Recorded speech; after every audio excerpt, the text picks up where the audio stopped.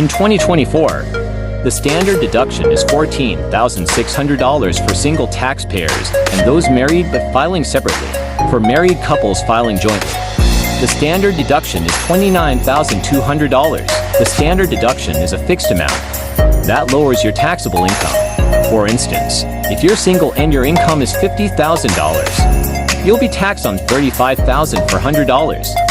That is the amount after you deduct $14,600, which is the allowable standard deduction if you're married and filing jointly.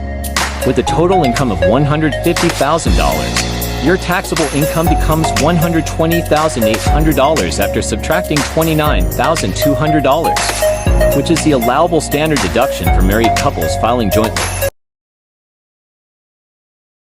Life media, one life media, one life.